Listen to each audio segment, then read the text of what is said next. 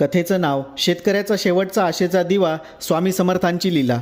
मराठवाड्यातील एका खेड्यात रामू नावाचा गरीब शेतकरी राहत होता। त्यावर्षी सलग 3 महिने पाऊस आलाच नाही।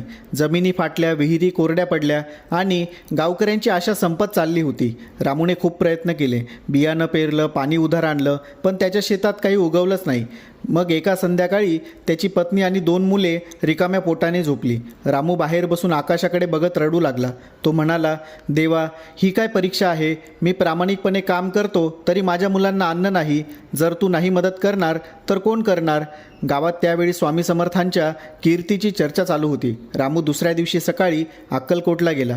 त्यांनी स्वामी समर्थांना नमस्कार करून तो अश्रूंनी भरलेल्या डोळ्यांनी म्हणाला, स्वामी, मी हरलोय, माझं शेत वाळलंय, मुलं उपाशी आहेत, काहीतरी कृपा करा। स्वामी समर्थांनी त्याच्याकडे बघितलं आणि शांत हसले। त्यांनी जमिनीवरून एक मूठ माती उचलली आणि ती रामूच्या हातात ठेवत म्हणाले, ही माती घे आणि उद्या पहाटे तुझ्या शेताच्या मधोमध शिंपड, पण लक्षात ठेव, ती शिंपडताना मनात शंका मात्र आणू नकोस। श्रद्धा ठेवल्यास ही माती तुझं नशीब बदलेल। रामू परतला। दुसऱ्या दिवशी पहाटे त्याने तसेच केले। त्याला अजूनही संशय वाटत होता, पण त्याच्या मनात स्वामींचं स्मरण होतं। त्या दिवसानंतर हवामान अचानक बदललं।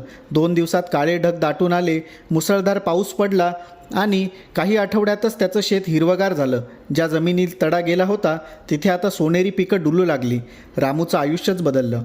त्याने गावातील इतर शेतकऱ्यांना मदत केली आणि नेहमी सांगायचा, स्वामी समर्थांची कृपा ही फक्त पावसासारखी नाही, ती आपल्या श्रद्धेला पाणी घालते, ज्यातून आपल्या नशिबाचं पीक उगवतं। कथेचा संदेश, कितीही संकट मोठं असलं तरी श्रद्धा आणि सकारात्मकता ठेवली तर देव अंधारातही आशेचा दिवा पेटवतो। श्री स्वामी समर्थ।